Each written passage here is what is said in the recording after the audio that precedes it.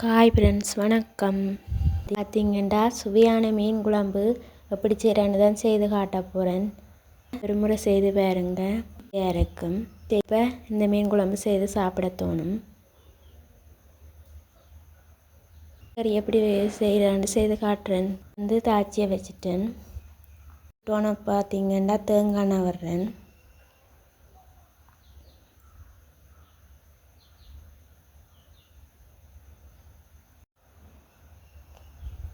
தேங்காய் கொதிச்சோன்னா சின்ன வெங்காயம் வட்டி வச்சதை போட போகிறேன்.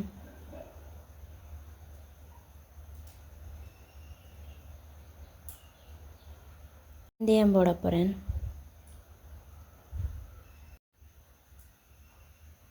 ஜீரகம் போட போகிறேன். அடுத்தது கருவேப்பிலை, அம்பாயில் போட போகிறேன்.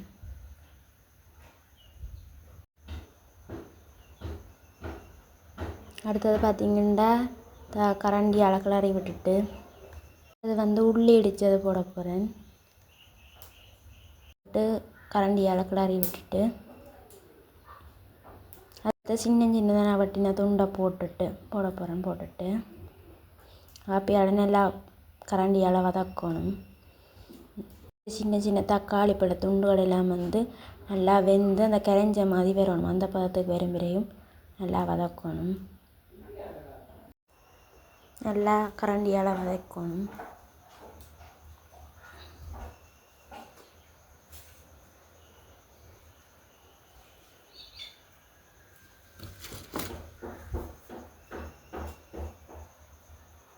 பார்த்தீங்கன்னா வதங்கி வந்துட்டுது.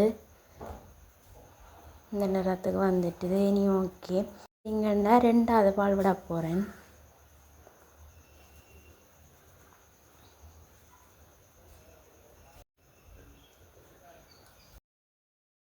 பார்த்தீங்கன்னா தூள் போட போகிறேன்.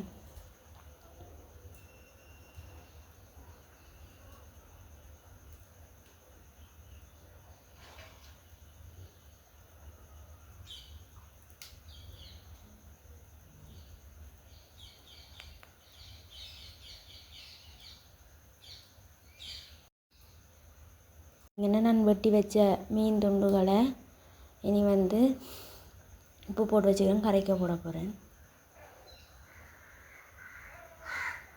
இனி பார்த்தீங்கன்னா புளி கரைச்சி வச்சுக்கிறேன். அந்த தண்ணியை விட போகிறேன். புளி கரைச்ச தண்ணி பார்த்தீங்கன்னா தேவையான அளவு உப்பு போட போகிறேன்.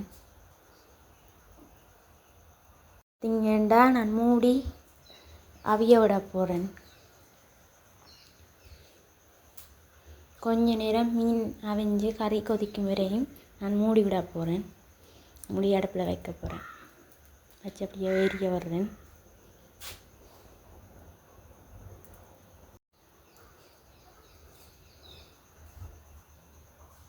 அதுக்கப்புறம் பார்த்தீங்கன்னா மீன் அவிஞ்சு கறி நல்லா கொதிச்சுட்டு அதுக்கப்புறம் முதல் பால் விட போகிறேன்.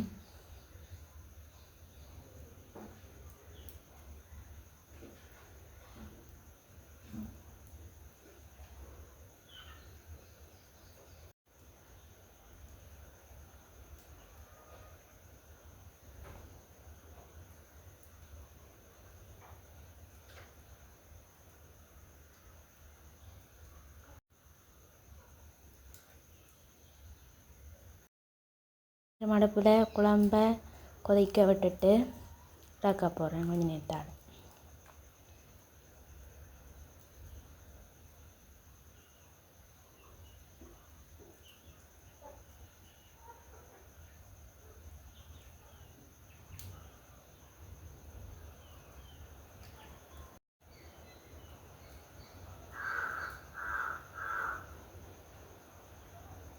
கறி ஓகே. நான் கறியை நீராக்க போகிறேன். மீன் குழம்பு மீன் குழம்பு ரெடி.